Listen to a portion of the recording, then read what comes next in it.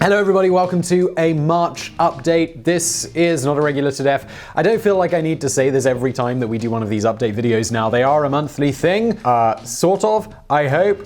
Mostly. In this one, I didn't really have many updates for you, so I thought what I would do is do a Q&A. A few days ago, I posted on our community tab.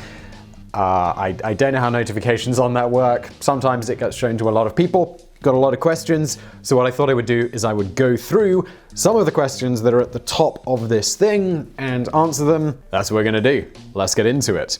So, someone asks, if you weren't running this channel, what other job would you be doing? Good question. I don't really know. I studied at university. I studied business as an undergrad, then I did like a post-grad conversion course for law, so I guess I would be some sort of banker or accountant or lawyer or this sort of thing. I'd work in a city. I'd probably have to wear a suit to work.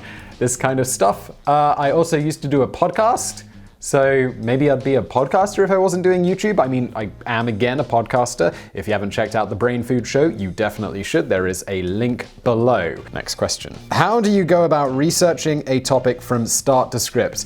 Now this was the second most upvoted question. I'm not going to answer it now because about a year ago we made like a 90-minute video, me and David. We went into all of that. I'm just going to link to it below. It's a really long and detailed watch. It's basically how we make videos from start to complete finish.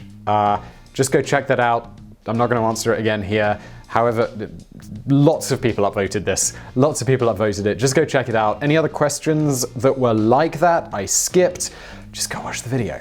So someone asks, what does your normal day-to-day voice sound like? Not your YouTube video voice. So normally when I'm not doing videos, my voice, it sort of sounds like a bit of a mix between Darth Vader and Stephen Hawking. That's why I have this fake voice for presenting the YouTube channels, because no one will want to hear my real voice. So you're English. I am originally from England, the south of England. I was born in a town called Maidstone. For every 99% of the world who doesn't know where it is, Maidstone is here. Then they ask, I assume you live in America though.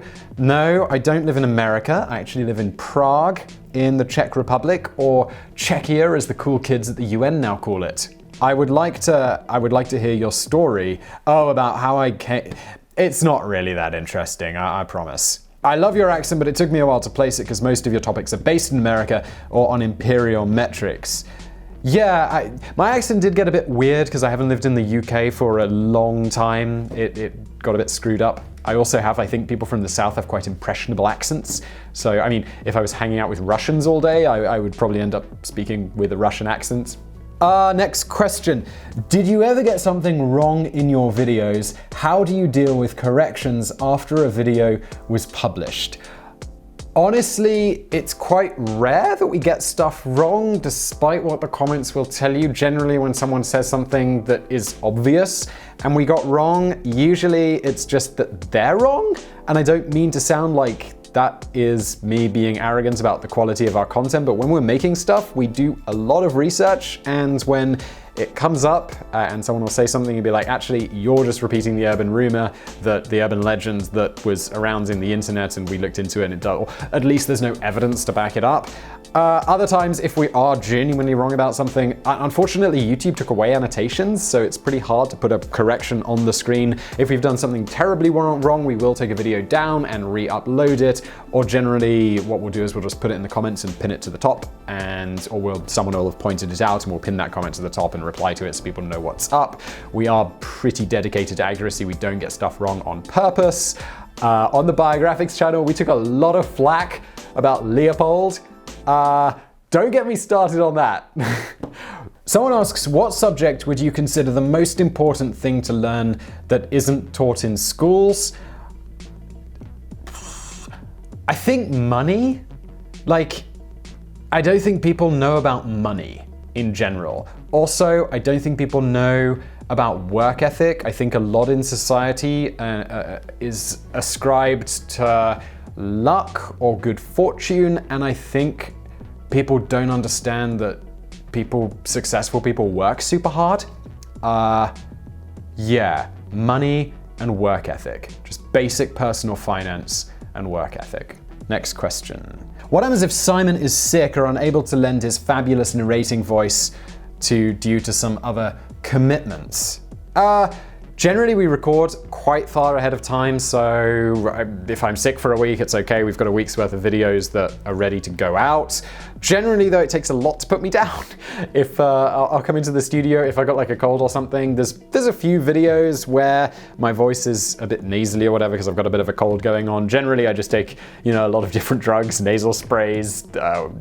We have a drug here called Coldrex, which is like, I don't know, various pharmaceuticals in like a hot drink that you drink and it clears you up.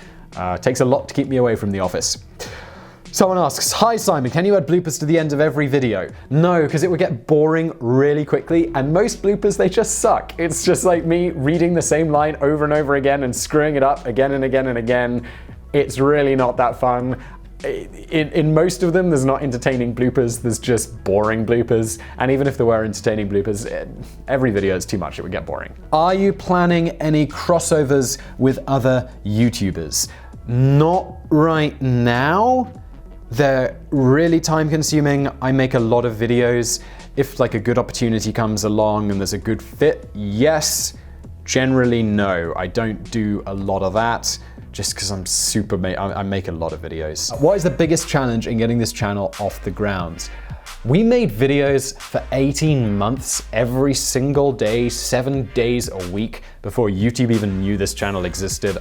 We just had faith that we were making good stuff and that eventually something would happen. After 18 months, I remember it super well. I was on holiday, I was in Cape Town in South Africa, and this channel had like maybe 40,000 subscribers was a lot, don't get me wrong, that is a good amount of subscribers, but we thought it could be bigger. I was on holiday and suddenly we were adding like 20,000 subscribers a day. I'd just look at my phone, I would have that app on, the one that does the live scrolling subscriber counts, and it would just be going up and up, I'd pee and it would add like 20 subscribers, 30 subscribers. It was crazy. If you got to have dinner with 3 people, living or dead, who would they be? Number 1, Arnold Schwarzenegger. I'm a huge fan of Arnold Schwarzenegger. I admire what he's achieved, everything he's done. People with super strong work ethics, I have an enormous amount of admiration for because I myself think I have a good work ethic. I admire people who have an insane work ethic and I inspire towards that. If you haven't read Schwarzenegger's biography, I'm fairly sure I've recommended it on this channel, whether it was an Audible or a Squibbed sponsorship or one of those. Just go check out and use one of those sponsors if you want. If you want, this isn't a sponsored video, so do whatever you will. They're both fantastic though. Total Recall by Arnold Schwarzenegger is an amazing book and I would thoroughly recommend you read it, especially if you're ambitious, got a good work ethic, that kind of stuff. The other 2 people I feel that just distract from my conversation with Arnold, so I'm just gonna skip over that. Someone asked, how much money do you make from these videos? And that varies hugely. Sometimes we make literally nothing. If we make a video that gets demonetized, it doesn't get any AdSense revenue. If it doesn't have a sponsor, we don't get paid that way. So literally some videos will make us absolutely nothing. Other videos make us a good amount of money if they're sponsored and the AdSense is accepted. That's obviously right at the other end of the spectrum. I can't give specifics because of contracts and terms and conditions, but if you Google like CPMs on YouTube, you'll find answers. I just don't want to talk about it publicly because I don't want to get in trouble, but let's just say if you Google it, the numbers are usually about right. That's actually it. Oh, I have one bonus fact question. What is your daily grooming routine for that fabulous scalp? I've actually not shaved it for a couple of days, so it's not a daily routine. Generally, I wet shave it every 2 or 3 days and then moisturize the top of it. Gets it nice and shiny. That's my grooming routine. If you want to learn more about my behind-the-scenes life, my grooming routine and stuff, I don't post about that on my social media. But if you want to follow me on social media, I'm Simon Whistler on Twitter and Instagram and these various places where you can ask me questions, and I'm more likely to answer them on there because, there's not a million followers to just go follow me if you want to ask me a question. Probably I'll get to it. Social media, it's a thing. I'm not very good at it, but I try. That's the March video. Like it if you liked it. Subscribe. Do all that sort of good stuff. And I'll be back for another one of these next month and more videos, obviously, as normal, always. every day. I got other channels. I should be better at plugging stuff. Biographics, Top 10s, Visual Politic, Brain Food Show. Coming up soon, Highlight History. All of that stuff. Go check it out. Thanks for watching.